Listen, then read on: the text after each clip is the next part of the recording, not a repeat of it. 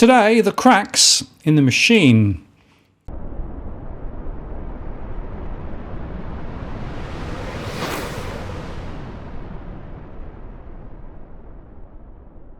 Hello again, it's Martin North from Digital Finance Analytics, World Notice Post, covering finance and prop news with a distinctively Australian flavour.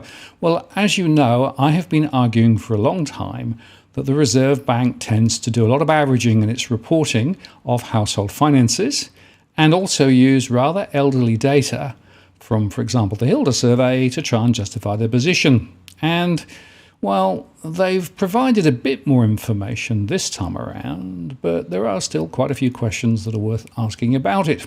And in fact, the Reserve Bank of Australia has warned that tens of thousands of borrowers on variable rate mortgages will wipe out their buffers within 6 months if interest rates rise in line with market forecasts, even if households dramatically cut their spending. According to the RBA's biannual financial stability review, about 8% of borrowers would completely drain their mortgage prepayments within months if the official interest rate rises to 3.6% in the next year, even if they slash their discretionary spending by 80%. 20% of homeowners are facing an increase in mortgage payments to 30% of their income, and low-income households and recent first home buyers are the most at risk of mortgage stress, as they are most likely to have smaller prepayment buffers and less discretionary spending to draw down on. The RBA, of course, on Tuesday increased the cash rate for a sixth straight month by 0.25 percentage points, taking it to 2.6 points in 5 months. Financial markets are betting that it will peak around 3.6% in June next year. The 250 basis points, or 2.5 percentage point increase since early May, is important, as it was the mandated serviceability buffer used by almost 200,000 first home buyers between September 2020 and October 2021. And although the central bank says the financial system is in a strong position, the RBA's analysis showed painful times are ahead for many borrowers. Higher interest rates and inflation will slow aggregate household consumption and the pace of economic growth more broadly, but the direct financial stability risks posed by vulnerable borrowers appear modest, the RBA's health check of the financial system said. A large increase in unemployment combined with a historically large decline in housing prices, though, would pose a more material risk to loan arrears and defaults, and therefore financial stability. After 2.5 percentage points of rate increases, 40% of variable rate borrowers will not have to increase their monthly repayments, and 50% will not have an increase in payments of more than 20%. But 20%, that's 1 in 5, will face an increase in mortgage payments to 30% of their income. If interest rates increase to 3.5% in line with market forecasts, 25% of all variable loan borrowers would have to pay 30% of their income on mortgage payments. That figure could be higher if the jobless rate rises and wages do not increase as expected.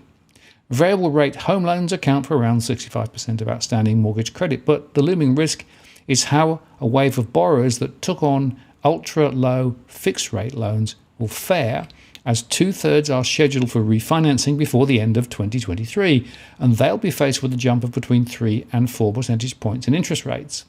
If interest rates rise as projected, 60% of borrowers will face a 40% increase in payments, and the central bank acknowledges there is limited information to assess whether fixed-rate borrowers will experience difficulty with these increased minimum payments, as there's no visibility as to the extent of their savings. Although much of the analysis focused on borrowers, the RBA said renters would face acute strains from higher payments and increased inflation, and there were indications that some businesses were being pressurised by rising costs and higher interest rates, particularly in construction, transport and education. And a part of its review, the Reserve Bank conducted detailed scenario analysis of how household cash flows would withstand the hit of higher inflation and rising interest rates. Although most households are likely to be able to weather increased pressure on their finances for some time, many will need to curtail their consumption and could ultimately see their savings exhausted. And the analysis said half of variable loan borrowers would see their spare cash decline by more than 20%, and 15% would experience negative cash flows. Some households, it said, would struggle to keep up to date on mortgage payments, and about half of all variable borrowers could meet payments and essential expenses for 2 years by drawing down on their buffers. If households were to cut back non-essential spending by 20%, the proportion of households that could meet expenses for 2 years rose to 70%. But worryingly, the RBA said 8% of owner-occupied variable rate borrowers would fully exhaust their prepayment buffers within 6 months, even if they cut non-essential spending by 80%. And about 40% of those borrowers are in the lowest quartile of income distribution. And the RBA said that as yet there was limited signs in the official data of financial stress, but leading indicators were flashing. These include household surveys, increased Google searches relating to stress, and negative press reports that the RBA said have historically borne some relationship with loan arrears. The bank's liaison program also reported increased demand for social and community services, such as low-cost housing and goods. The Reserve Bank has often referred to the fact that the median home loan borrower has 22 months of buffers saved up, but it said the increase in interest rates had shaved 2 months off this measure since April. Recent borrowers are more vulnerable to debt servicing challenges and default in a rising interest rate environment, as they have less time to accumulate liquidity and equity buffers.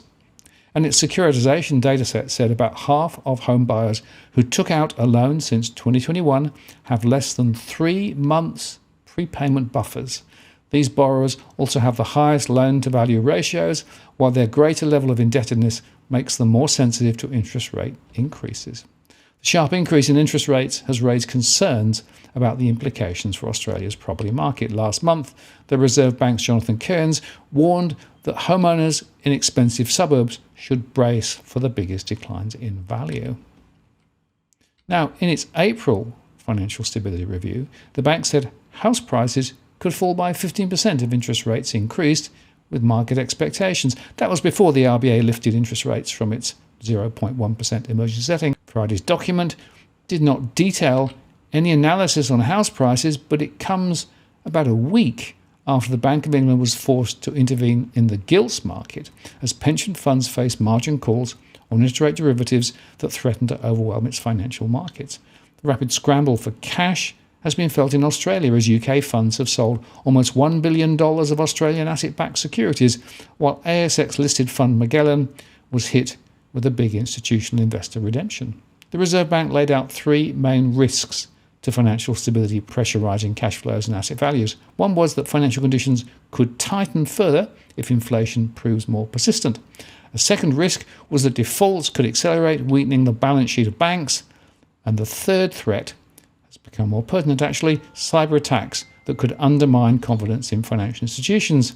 This, it said, was a point underscored by the recent attack on Optus.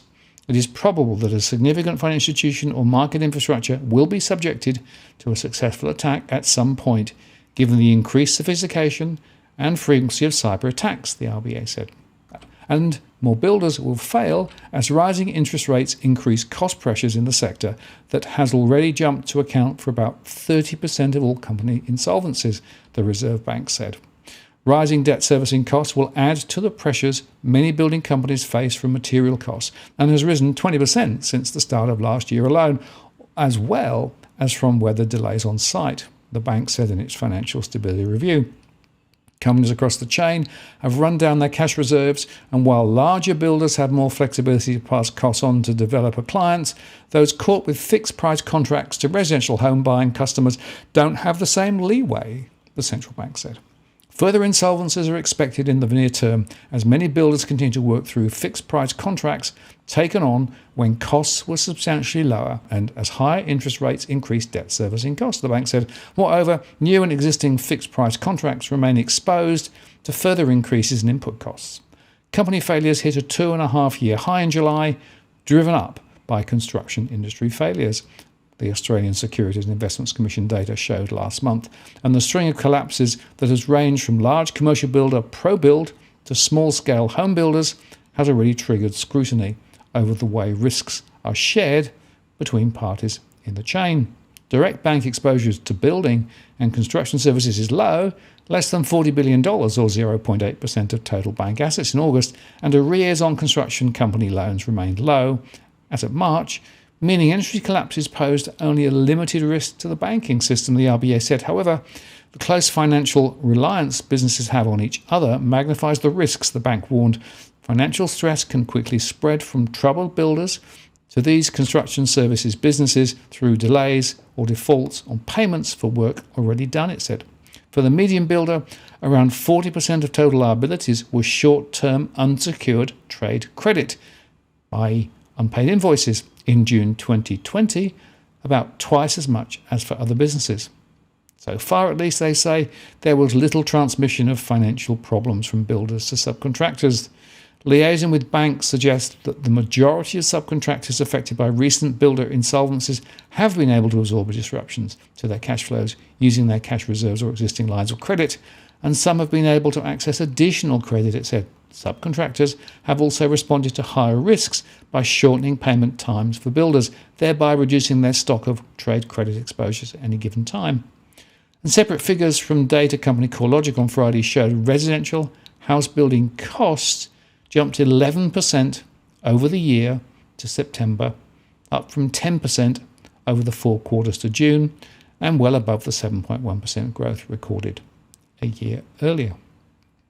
And national home prices are expected to drop 20% overall from their peak, with the bulk of the decline to come next year for most capitals except Sydney, where the correction has hit harder and earlier, according to NAB.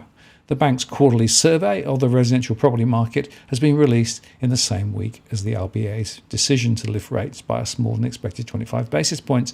The move buoyed equity investors and real estate pundits.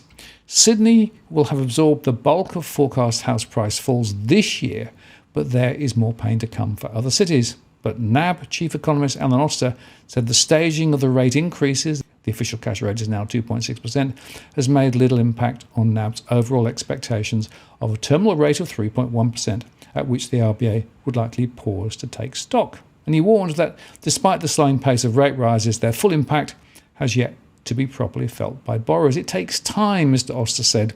Most people so far have not paid very much at all in terms of the increased rates. Most of the notices we're sending out recently or now, and so they're paying them in October, November, and so that's when the rubber hits the road.